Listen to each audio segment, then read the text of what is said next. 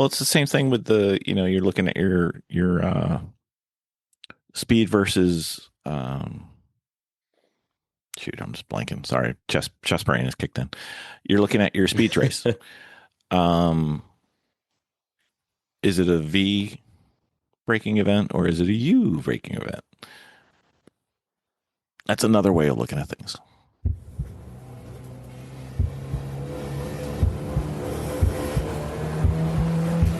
Green flag. Welcome to the Blind Apex Podcast, where amateur club racers tune in to get faster.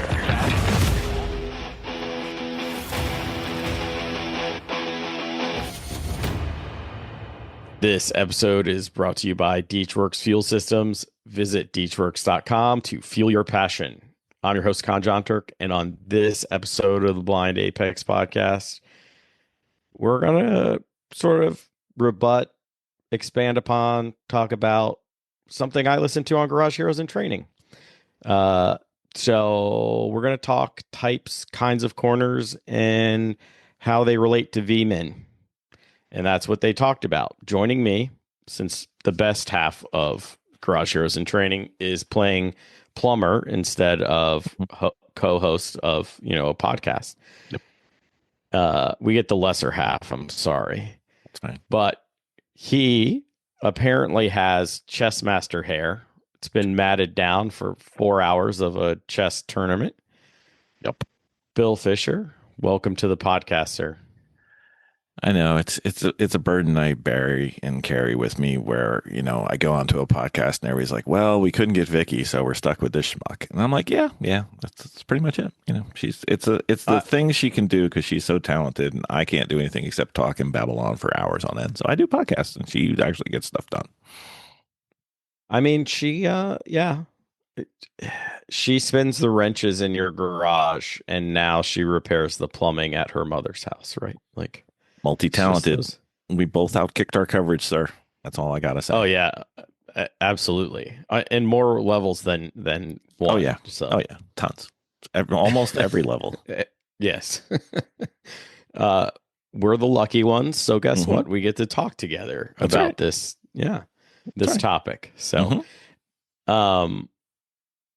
would you describe yourself as the expert on this topic? I would describe myself as having read several experts on this topic. I would not describe myself as being the expert on this topic. So it's much like you. I'm a better learner than I am executioner. Yeah. Executioner might be a bad way to put it, but you know what I mean. Bring down the guillotine. Exactly. Student versus teacher. I'm a better teacher than I am at doing.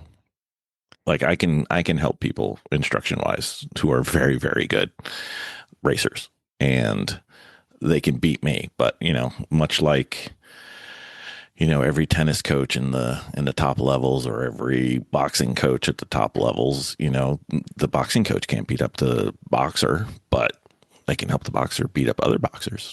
So I can help race car drivers drive better. We're in the do as I say, not as I do category because we're both. Yeah. I mean, I can show you lots of ways to do it wrong. Yeah. Yeah, that's a fact. I mean, yes. So Bill and I have read a lot on this topic. We're both pretty passionate about data and tracking and learning for our passion, which is racing. And so I want to sort of expand upon I don't even remember. Would you say it was like number 600 something, episode 600 something, where you had Mario on to talk about Vmins? I think 696 or so. Ugh, you got a long way to go, buddy. Okay, I'm cruising along at like 120 or something. You're almost there, like that, and here you are. No, and I never intend to catch you guys. I just don't. I don't think. Once you get past 300 or 400, the rest are easy. So we're not the experts. We're going to tell you what we've learned and what we've seen. But there's places to go find this data. Yes. or this information, right? Yes. So both you and I have taken some master classes with Ross Bentley. Mm-hmm. And then where I hope to end up in this conversation, which probably won't happen, but we're just amateur podcast hosts here, is at occamsracers.com under the blog portion. He Mario talks about Vmin. Mm-hmm. So he's got this whole way to look at Vmin to try to help you get faster. Yep. But so part of my issue was I'm driving to work, doing the speed limit, and I'm listening to the Garage Heroes in Training, and I hear my buddy Mario talking, and he's talking about Vmin, and I'm jumping up and down in my chair because I spent a lot of time working on Vmin. I spent a lot of time reading his blogs, a lot of time trying to improve. And so there, I think you guys talk about some good stuff, but I want to expand on it. Mm-hmm. Hopefully we don't step on Mario's toes. He'll let me know with a text message as soon as he listens to the podcast. So, yeah. I think you're like me. I know I did a good podcast when in the middle of listening, one of us texts the other saying, I've got questions. Yeah. Like we're not even done yet. It's like, I'm on minute, 27 and blah, blah, blah, blah, blah, blah, blah. You need to call me. Or, while you offended me so mightily by getting to bitch and moan about race cars and didn't even call. What the hell? Well, I hadn't hung out with Jaime for a while. That's fine. And I could have probably done had a a dive chess bomb tournament in. to win. Oh God, yeah, win. Okay, win a game maybe, but yes, yeah. So it's and I think what Mario was trying to do is summarize something in a very succinct fashion with a single set of datums to help someone figure out where they're having differences in performance on a racetrack by themselves. And, with that, if you try to summarize something with a single set of numbers, there's much more complexity in the topic and what we're trying to do than that. So, he can't be perfect with pick a number, any number. And, but I think this one's kind of easy to see and easy to comprehend. I've admitted to you on one of the first 3 times we tried to record this podcast that I did something similar to what he did. Was I used a grid when we were out doing endurance racing when I'm not in the car, because people frown upon me recording data manually while I'm driving, where I would list Vmins for certain turns that mattered in quotes, and then Vmaxes for ends of straightaways going into braking zones for several other turns. And I could compare individual drivers over their stint versus other drivers within their stint and kind of get a capability of the car, capability of the driver, trying to keep our drivers in a tighter and tighter band, and helped our performance a lot.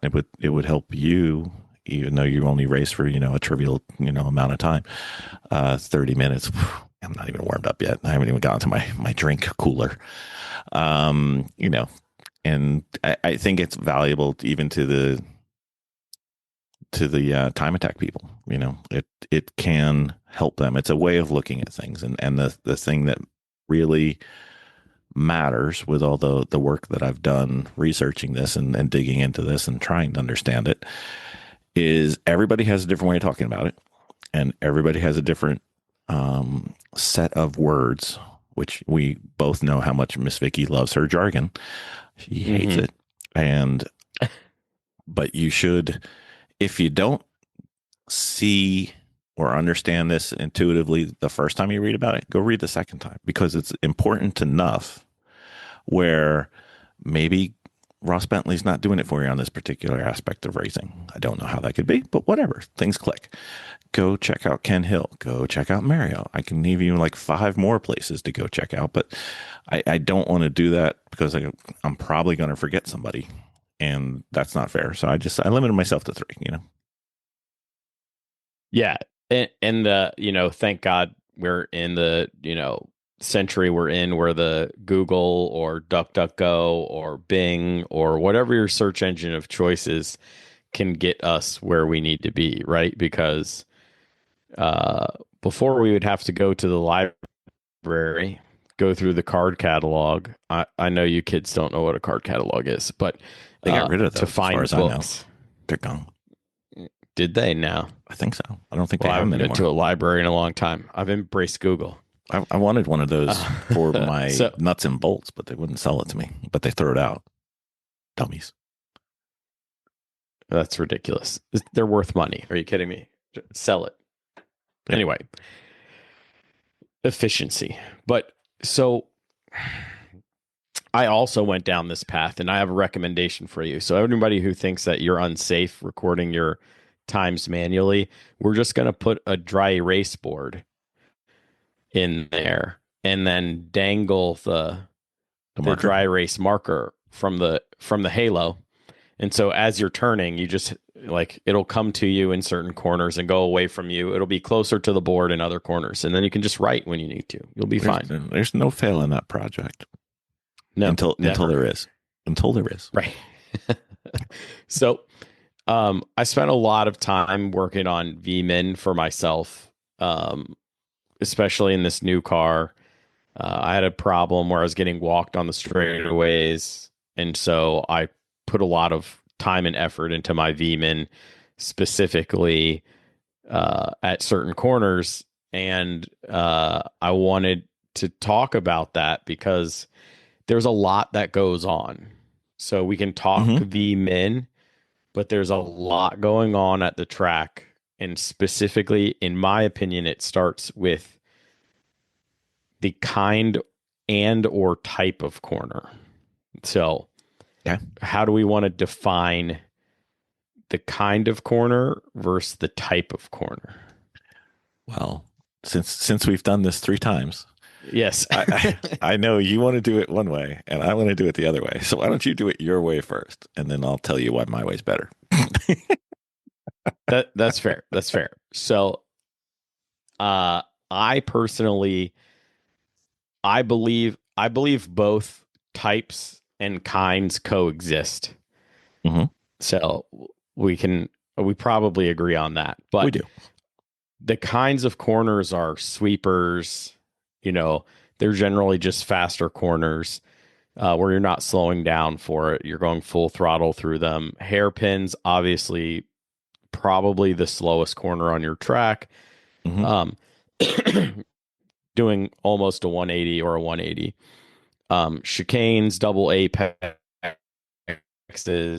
And then to me, the trickiest setup is the last grouping is the constant radius, decreasing or increasing radius. And then they always group something called linked or connecting corners. And if the constant decreasing and increasing are the linked ones, that's where things get tricky to me. Yep. These kinds of corners, I will say, end up being a type of corner when you look at it the way some people do. Right. So do you want to talk about the types, the 1, 2, 3 ABC types? Yep. So the one area that clicked for me more was when I was reading, and actually we've had Ken Hill on the podcast a few times. So he's mostly known as a motorcyclist and a very high level motorcyclist, as well as a preeminent motorcycle coach for all levels of motorcycles. However, he also does cars, and just his terminology clicked with me. And what he breaks it down is there's only 3 types of turns, and he can look at it on a track map to high 90% accuracy. And you can tell whether I have a turn that's called an entry turn, which is where the entry speed is the most important to track time, lap time. I have an exit corner, which is it's more important how I get out of the turn than it is how I go in. Those typically have long straightaways after, or unimpactful criteria in there. And then balance turns, where you're not sure, you test it one way, you get a 148.7, you test it another way, with all other variables being constant, and you get a 148.7. So it really doesn't matter. So that's where, in my opinion, that's where the turn gets down to, if I'm wheel to wheel racing, what do I need to do to get past somebody or get away from somebody? Mm-hmm. And then I dictate how I approach the turn wheel to wheel, as opposed to my grandfather Will. And that would determine it more than true lap time. So I only have 3 types of turns. Now, your types of turns are geographically descriptive and helpful to me, but they don't help me go faster, which is why I like Ken's way. So you mentioned wheel to wheel. So this is where the conversation's going to get good for me. Yeah, I know. And I plan on getting way past my depth real fast. So if I say something that's more stupid than what I normally say, it's probably because I didn't say it well. But I'm going to try. And we can talk it out. It's fine. I know. Like I believe in wheel to wheel because of the kinds and then the types. An entry speed corner can change to an exit speed corner because of position of you or another car, your type of car. So like, are you driving a front wheel drive, a rear wheel drive, an all wheel drive, a mid engine, the setup that you have on that. And you guys mentioned pushy cars on your podcast, which is horsepower drives me nuts. Yep. Horsepower. So the optimum way through the corner or the optimum way to set up this corner changes because of the variables offered to you in wheel to wheel. Yes. If you're trying to use this criteria to get to your ultimate quality time or your minimum lap time, there's no discernment between these. There is a proper way and an improper way. If you start bringing in racecraft and start racing wheel to wheel, we're taping this on the day where Monaco was just run on F1. And if there's a track that you can absolutely kill somebody and they will never get past you, and you can drive like I could probably drive at some of the speeds that those guys were going today, because there was like a minute and a half in between some drivers today. You just can't get by. So if you're in the Miata, the thing that you hate to have is somebody who literally parks it in one turn and then puts on the loud pedal and just drives away from you on this big long straightaway, and you can't do almost anything about it. You have to pass them in the twisties. You're not going to pass them on the 3/4 mile straightaway. And that's where you can use the type of turn in my nomenclature, whether it's an entry or an exit, typically. You can use that to your advantage, or conversely, if you're the Miata trying to pass the Mustang, the classic, cars that shouldn't be in the same race, but sometimes end up there. You use that to your advantage to get by, because I know that it's not worth it for me to kill myself in a low power Honda with a D series engine that we have for endurance racing. It makes no sense for me to kill myself to get around somebody if the next thing that I get around them after the exit of that turn is 3/4 mile straightaway. Ain't gonna matter, because they're just going to pass me again. So what I do is I try and make sure I get what I need, knowing the concept of what's the fastest way to get around the track, to make sure that when we get to that twisty bit and I get my spot, I can get by. And then there's more twisty stuff for me to get a gap. And then I got a chance, because the straightaway's coming every lap. Yes. I would argue that you have to take every corner optimally. And even in your Miata, if it's pulling the trigger, knowing he's going, or he or she is going to pass you on the straightaway, it still puts you closer going into the entry of the twisty stuff. Yes. So true. You have to keep everything close. And close should be quotation marks, right? Because Depending on where you're going to execute passes, you're going to need space or not space. So that close is a variable in this type. So Yeah, I'm talking about making a pass stick. I'm not talking about, hey, if he parks it, I always think of a typical racetrack in my head. So right now I have pit race in my head. Going down the back straightaway, which is really two straightaways, but it's almost straight. mhm. It doesn't really matter if I can make a pass stick in turn 17 and 18 because they're going to pass me right away again. However, if they're going slow enough, I'm still going to do the pass. It's just in my mind, I don't feel defeated when they pass me back. Right. I,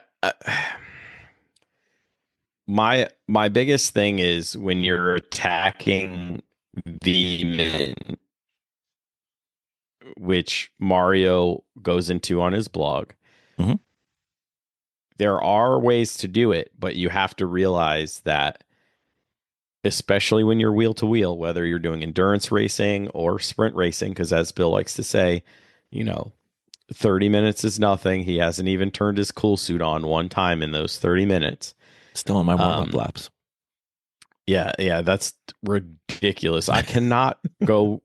I would come out of the pits and put down my second fastest lap. That's fine. Right out of the gate. I'm not saying they're not fast laps. I'm just saying, I'm still warming up in terms of comfort. So I haven't even. Laps are fine. Lap times are fine. It's just, my mental is just sitting there going, I'm just settling in. How you attack Vmin on an optimal lap, right? Mm-hmm. When you're by yourself on the course is different when you're wheel to wheel. And as you would adjust your car or your driving style, the way you attack your Vmin will change. So you may come to a point in your evolution where you have raced 20 races since the last time you've been to pit race, and you will find a new way to take turn one. Always. Turn one sucks. It kills me. It's a nightmare turn. You can't do it right. It's impossible. It's not impossible. Okay. I have thousands of laps that say I can't do it right. And Peter Krause says, there's a low % chance that you get Oak Tree correct at VIR, and he has tens of thousands of laps there, right? I know. So when you look, so that's another good thing to look at when you're worried about Vmin is how hard is that corner? Well, I mean, you've also got, as part of your racecraft, you have the opportunity to adjust where your Vmin is and at what angle your car is when you hit your Vmin for any turn. And that to me is part of your racecraft repertoire, where these are tools that you use for your advantage and to your opponent's disadvantage. Correct. So, but that all comes into play, right? So, excuse me, Vmin usually depending, usually 90% of the time, I'm going to put a number out there because all statistics are made up, right? 90% of the time, Vmin will be, for an optimal lap, should be at the apex, right? So you're going to come into the see he's giving me that look that I'm completely off the wall. It depends. I mean, I'm doing my Ross Bentley First Nation. It depends. I'm sorry. Oh, sorry. That's my two Ross Bentley impersonations. So, it depends. If it's a linked turn where you've got like two turns coming into each other, 6 and 7 for Road Atlanta, 3 and 4 for Pit Race. I can name a bunch of different tracks. It depends what you're doing coming in to the first one. If it's a 180-degree turn, like Keyhole at Mid Ohio, or any of those types of turns where you're basically I'm going east, now I'm going west. I have found it to be helpful to break those into two turns, one being the entry and one being an exit. And then that leads me to, in several instances, where it kind of ends up being like the prototypical diamond type turn, as opposed to the struggle bus that you could sit there and ride the sidewalls of your tires all the way around and maybe take it out and bring it back in, whatever. And it depends. Most of the turns that are on racetracks are exit turns. So you want to have the good exit, which is why I think we historically have in HBD land taught people slow in, fast out. That's not how you race. Yes, and late apex everything. Late apex everything, because we don't want our instructors in the wall. Okay, I get that. But just like we don't break in straight lines anymore, and we do this crazy wild thing called trail breaking, which to me was natural, and you would have had to break a habit of mine to get me to break in a straight line. I think you're right. A high percentage are exit turns, and if you're thinking about it in the way that you are, which I think you are considering that your min speed is below, not below, is before the apex. In some instances, I would agree with that, but there's a good percentage where I wouldn't agree with that. And then in some turns, it doesn't matter. Very few, though. Yeah. I would do 70, but 30. That's where I 90. feel like, yeah. Okay.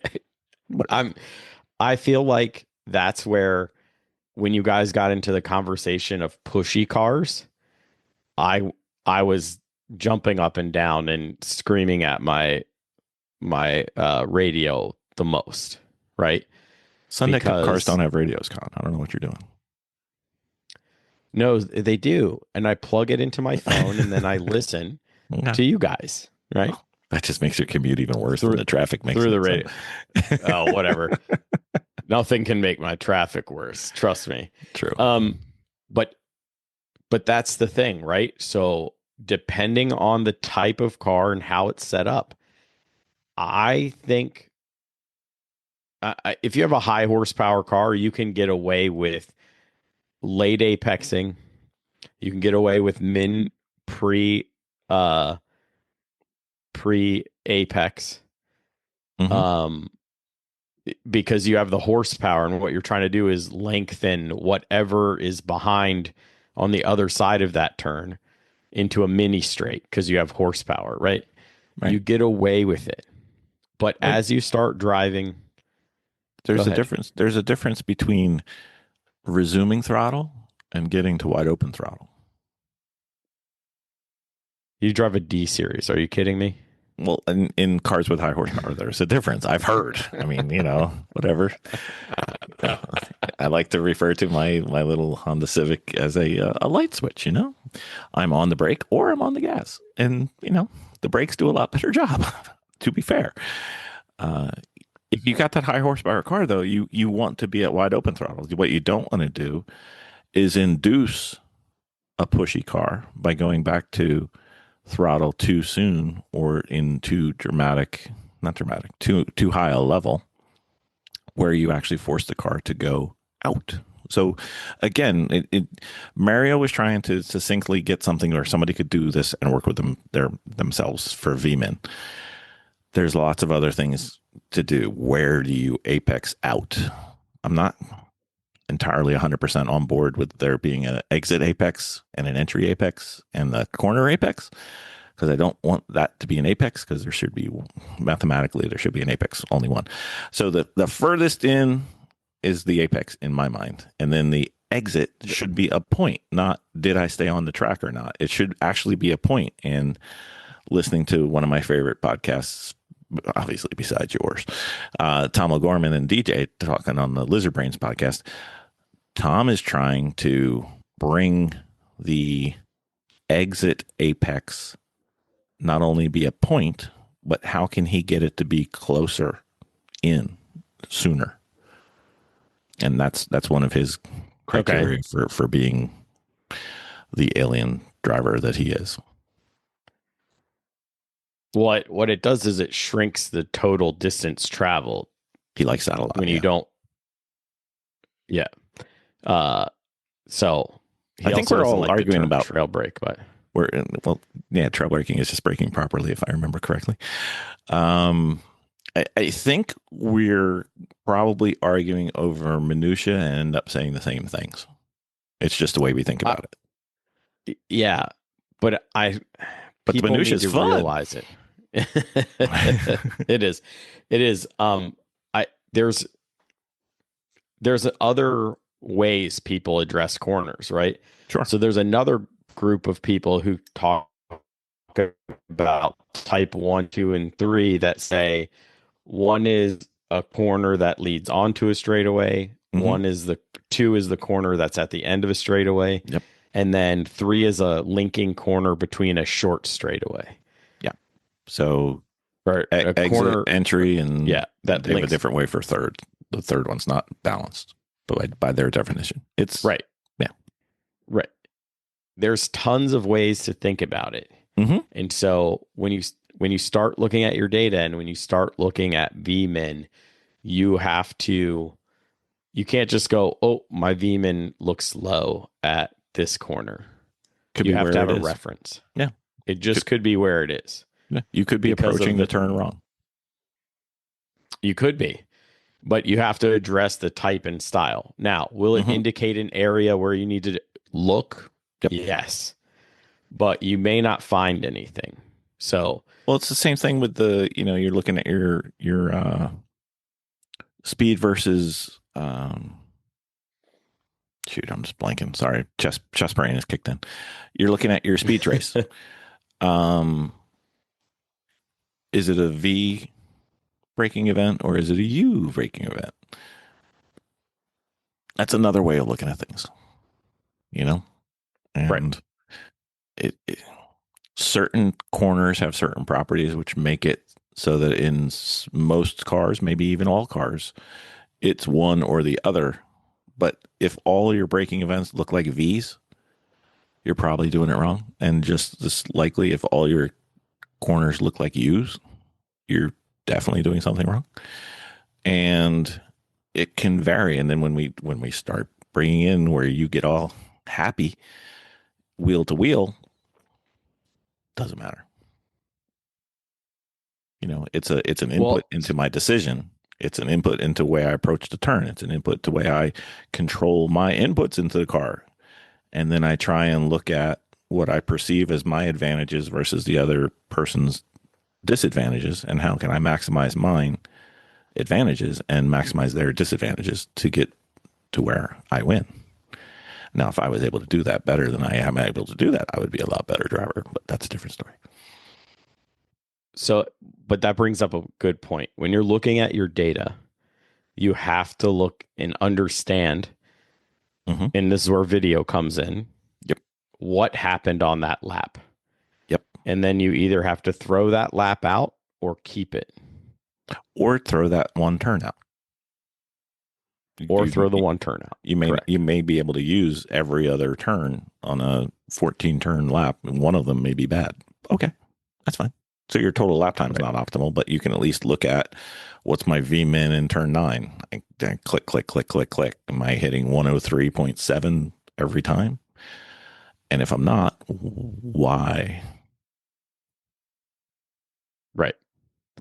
So one thing I wanted to talk about, surprise, surprise, is that chart I referenced earlier, maybe, considering it's our third time trying to record this. Well, eventually we're going to have a good episode out of this, Con. It'll be great. I mean, your computer likes to go crazy. Normally it's my interface, recording interface doesn't like you. Because it wants me to listen to you through my microphone, which is very difficult because microphones aren't very good speakers. It just switches. It's amazing. Right. It's weird.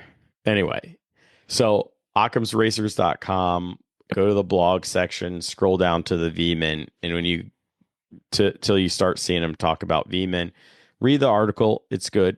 That's what Mario's good at. It's a long article, but it's good. It is great. Yeah, I think it's one of his Um, best. yeah, yeah, and so it came out. Email was sent out and said, "Read this," and I saw it, and I was like, "Oh man, it's long," and I had to find time to read it. But when I Hmm. read it, I was like, "Yes, I like this. I'm not against this." And then when you guys started talking about it, I was like, "Oh, I have more to talk about." So I that's why you're here. I remember the text.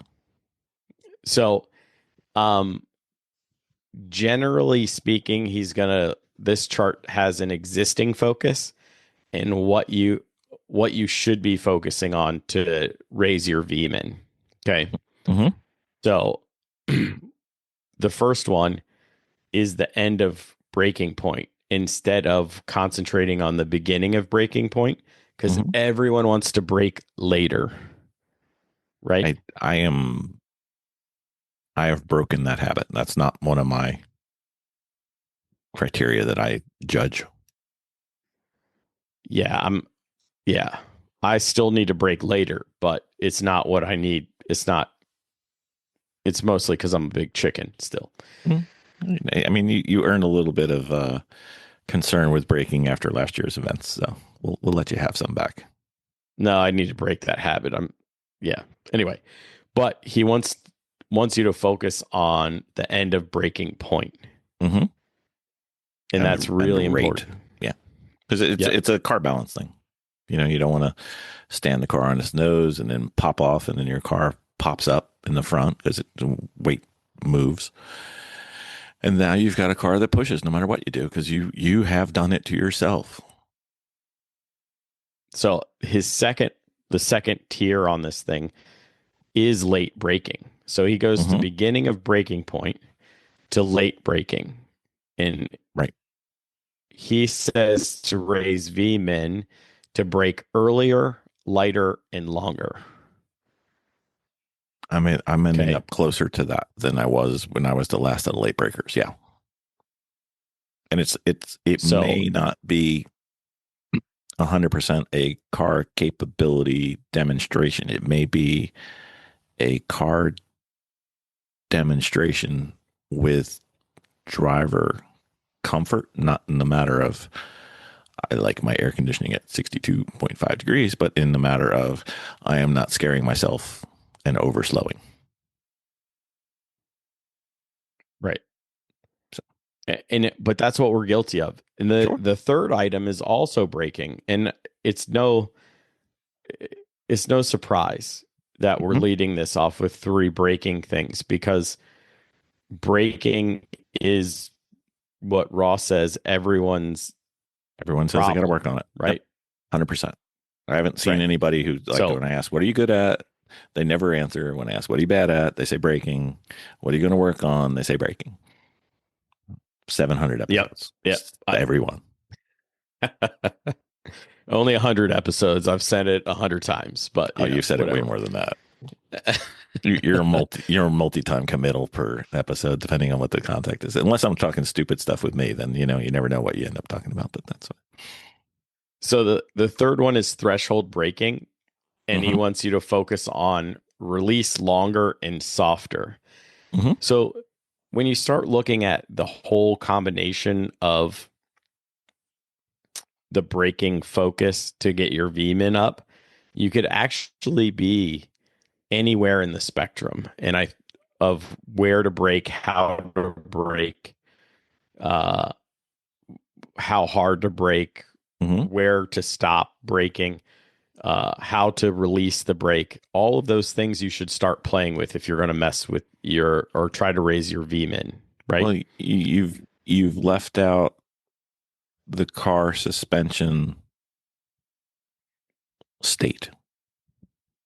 Is the car on its nose? Is the car popping up in the front? Is the car nice and stable and flat? Mm-hmm. Because cars will turn better, I would argue best, when the suspension is in a stable situation and the platform is not oscillating front or back or side to side. If you, I drove with one guy and when I was instructing, and every turn was, the first thing that I was thinking about was how many sides of the polygon are we going to use on this turn? Because it was like, And that was just terrible for the car. And he's like, I can't go any faster. I'm like, yeah, you can't go any faster because you got like 15 turns in that one turn. Just do one, Right. you know. But he sees the guys on the TV and they're sitting there sawing at the wheel, but he was nowhere close to the limit, so he didn't need to saw on the wheel. He just did it. Yeah. And I'd argue most people don't need to saw on the wheel. Nope. So I had one guy who said, in a drunken state of factual accuracy, that he did it just so in the video it would look like he was driving hard. I was like, dude, you need to get a little more comfortable with yourself, man. yeah. I've said this before. I think some people do it. They saw at the wheel because they're trying to hunt for traction or Yep. the limit of traction. Yep. And I understand that, but at some point you have to find it, and then the next lap or the next lap after that, get to it and be smooth, because it doesn't help you. And it won't help your lap times. It won't help your speed. It won't help anything. But You're artificially inducing lower rep. lap time. Yeah. Yes, you found the limit. You've made it lower. You have now reached it. It's lower. Great. Yeah. Good job. So we digress. Obviously, this is what we do best. But That's right. He said the existing focus is on downshifting before the corner, and he said to raise Vmin, hold a taller gear. This is Vicky's favorite trick. I know Ross taught it to her, and man, she just, when you're learning how to do karate and they teach you this new hold or they teach you this new thing and you just use it everywhere. She uses this everywhere. It's supposed to be an HPDE drill. She uses it in a race. She uses it at HPDEs.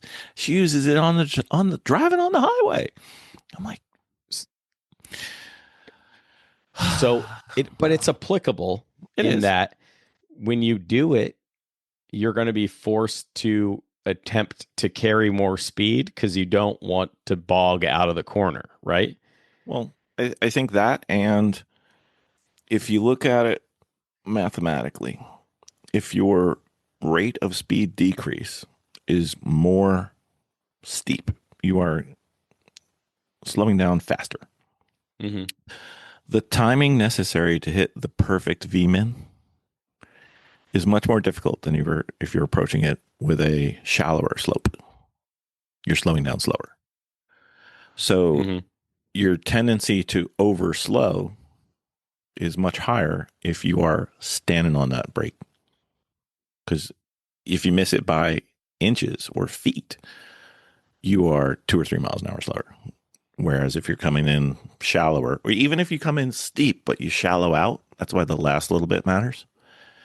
So you know where it is. So you know what your speed is. So you know what it feels like. Because if you're just dive bombing in and dive bombing in terms of last of the late breakers, not doing it to other drivers, you're going to miss it. You're going to overslow, and then you're going to pay for it the entire rest of the way. And you'll sit there in the car and you'll swear up and down, "Oh, I did it. I was right at the limit on that one," and you weren't. You weren't even close. Plus, your variability on that Vmin for that turn for 50 laps is going to be plus or minus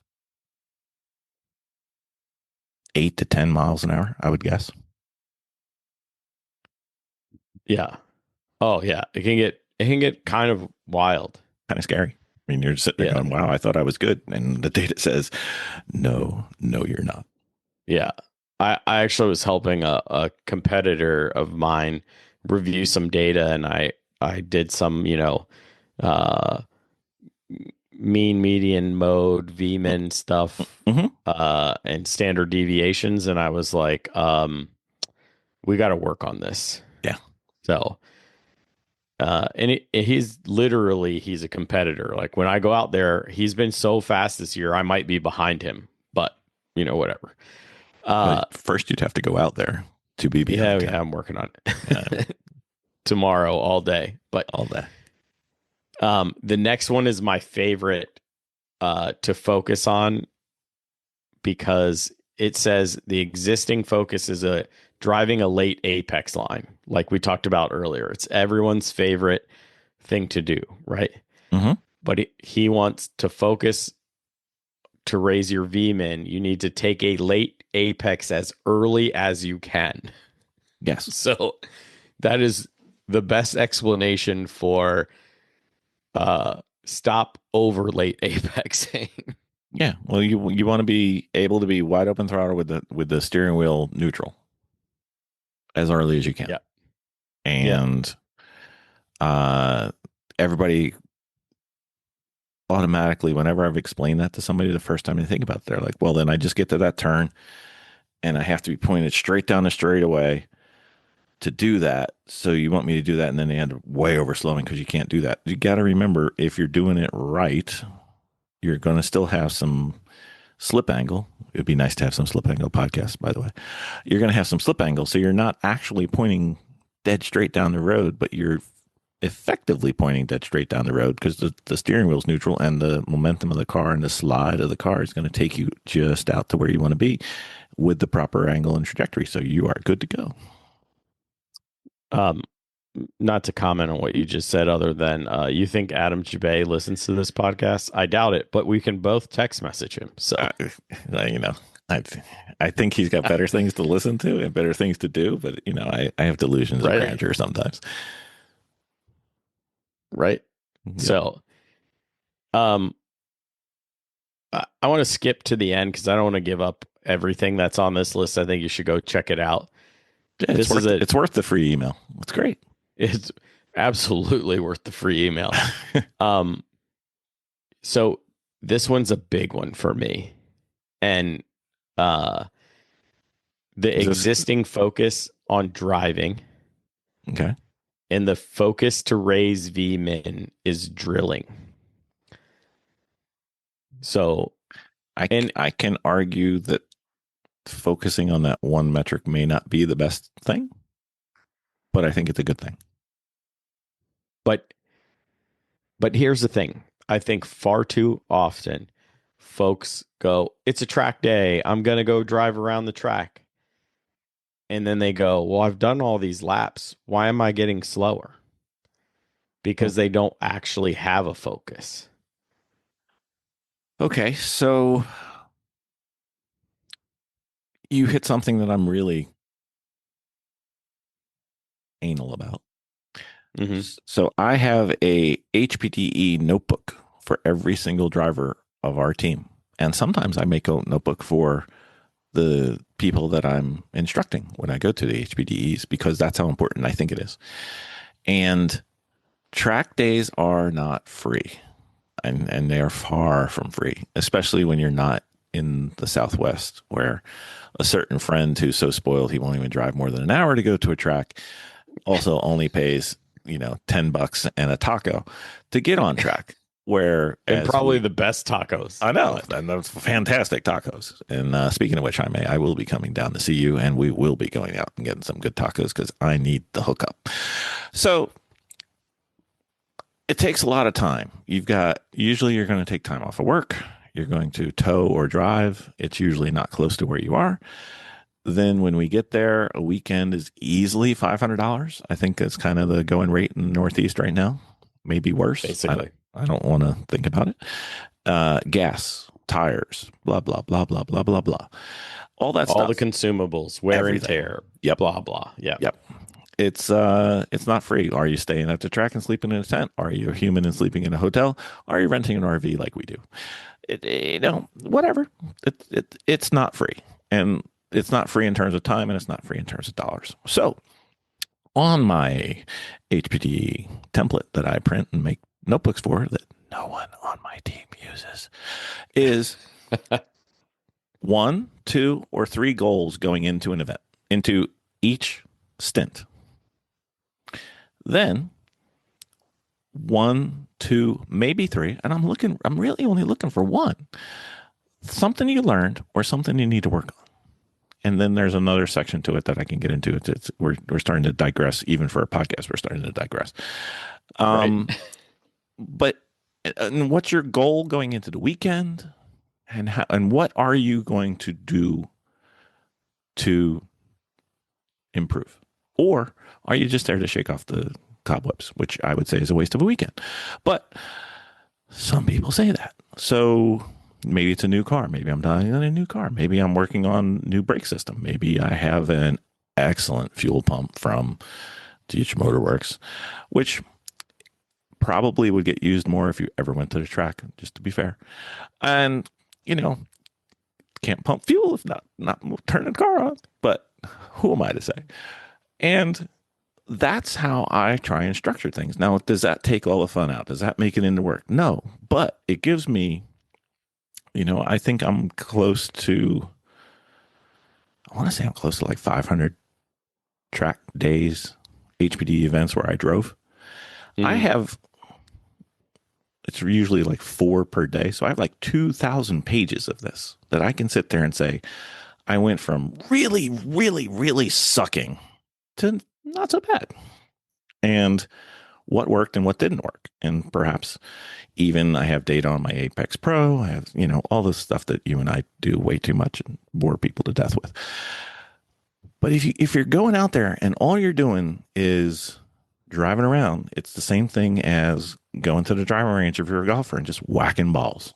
You're not getting better at golf. You're not getting better at racing if you don't have something to work on. And I'm not saying it has to be the sole focus driven competitive moment that racing wheel to wheel is. But otherwise, you're just going to end up going the same, doing the same thing, and really getting good at your bad habits. So good at your bad habits that all you're going to do for the first few events, if you ever get an instructor or a coach or somebody to help you, is break your bad habits that you got really good at. So good at you don't even know they're bad habits. You think anymore. they're great. Yeah. And they're not. Yeah. And if you're getting into this game, if you're in HPDE or if you're one of God's chosen instructors that help preach the gospel, I believe if your instructor doesn't go, oh, this session we're going to work on X, you need to ask them, what are we working on? It's my first question when I sit in this seat. What do you want to work on? And usually they have zero answer. Right. Well, but I hope you have the answer, right? Oh, I do. And I have a whole chart in the side of my notebook that I can sit there and say, well, you suck at this. I don't say this out loud. We're going to work on this, this, and this for this weekend. And they don't even know. And I've already got it done. Now, one of the things that NASA Great Lakes does is they have drills that augment the in-class, especially when you're in first HPD 1. They have drills that will follow up on the classroom to show you what that drill and what that classroom meant, kind of linking it together. And that's the first 2 laps of every session, except for the first lap session of the day, because they just want you to, get out there and, see what the track's like.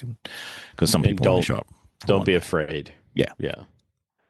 So I get that, and I think that's best. Good. Yeah. Yeah. You the last one, really, I don't think it's drilling necessarily, but more of be intentful, right? Yeah. Don't go out to drive, but go out and have an intent, have a goal, work on something as a driver on the car, whatever you need to do, right?